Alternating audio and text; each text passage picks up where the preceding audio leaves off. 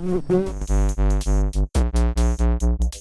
it's probably been a couple years since I've looked at tablets by Walmart, but today we're looking at their new ONN 7-inch tablet, 3rd generation. You can get this in 4 different colors: utility blue, charcoal, chartreuse, or pretty much yellow, and mauve, or sort of a purple color. Current price on this one is $59, but I'll leave a link in the description of the video with current pricing and more information. The 7-inch LCD display on here is 1024 by 600 resolution, comes with Android 11 Go edition. It's got a 2.0 gigahertz quad-core processor, MediaTek 8168B processor, 2 gigabytes of RAM, 32 gigabytes of storage. You can also expand the storage with a micro SD card. They're advertising up to 10 hours battery life. You've got a 2 megapixel front and rear facing camera. Good thing is this is dual band Wi-Fi, so you got 2.4 gigahertz, 5 gigahertz as well. And it also comes with Google Kidspace. I'm guessing that's because a lot of people that buy these are probably getting them for their kids. You've got a quick start guide, product guide, Walmart advertisement, USB-C to USB-A charging cable, USB-A wall adapter is included.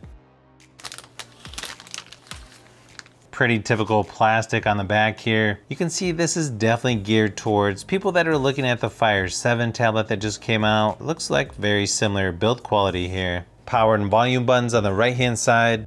You've got the headphone jack there on the top, along with the micro SD card slot. Button placement on this one might actually be better than the Fire 7. USB-C charging port there on the bottom, along with the speaker.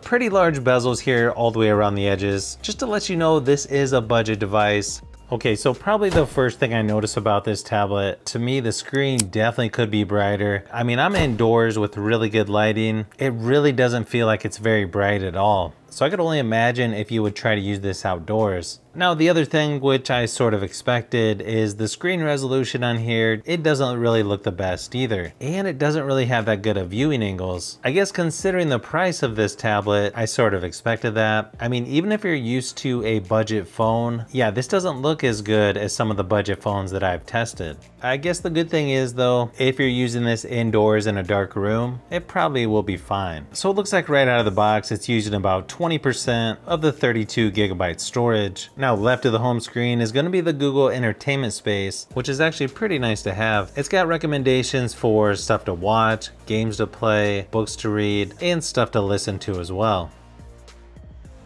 And then even though this is the Go edition of Android 11, it's still going to be very similar to the regular Android 11, just more of a light version that should run a little bit smoother on this device. Nice thing about these ONN tablets, they don't really put a lot of pre-installed software on here, mostly apps from Google, and then just a couple from Walmart. Up in the notification shade, you got most of your typical stuff like Wi-Fi, battery saver, do not disturb, auto rotate, Bluetooth, airplane mode. You've got location, hotspot, invert colors. You've also got data saver, dark theme, screencast, night light, and screen record. You can also add storage, focus mode, and nearby share as well. So it looks like it has a system update available right out of the box. Apparently there's a security patch, so that's good to see. So you can watch YouTube videos up to 1080p resolution and then SD playback resolution on apps like Netflix.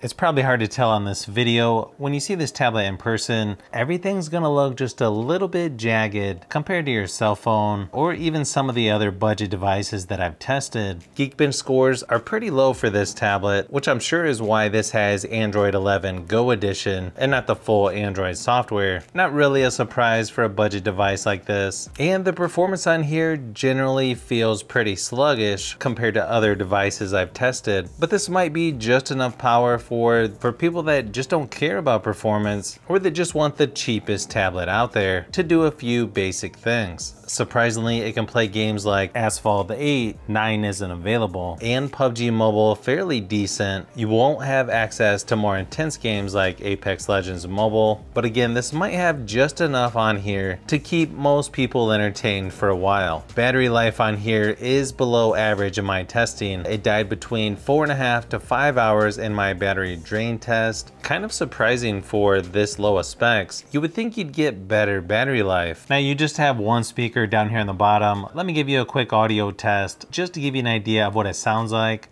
Obviously, it's not going to be the loudest out there, but probably just loud enough to get you by on a more budget device like this.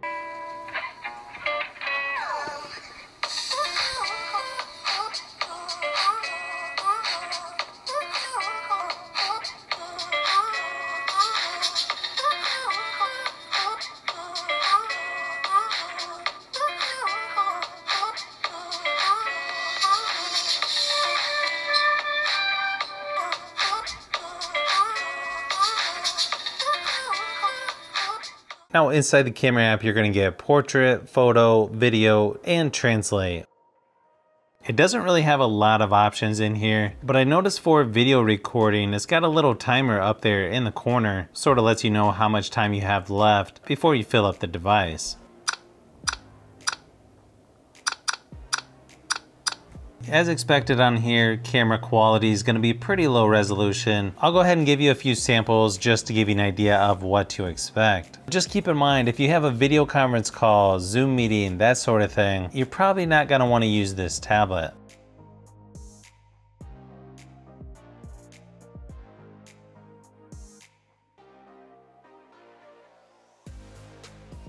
So as you can see, photos are not going to be too good on here. Video quality, probably worse than most other devices I've tested. Not a huge deal since it is a tablet, but still something I wanted people to realize that are going to be buying this, so that way they're not surprised by it.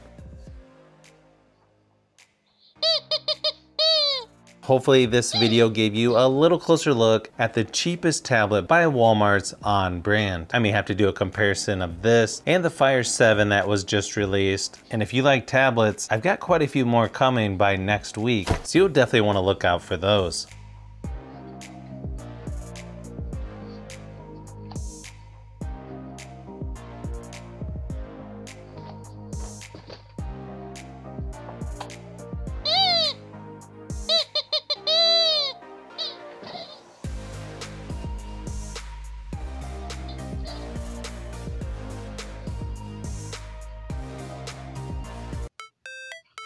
So if you've made it this far into the video, you may want to say thanks by subscribing, and don't forget to give a thumbs up if this video was helpful. This is Brian from Fishbee Productions. Thanks for watching, and I'll see you on the next one.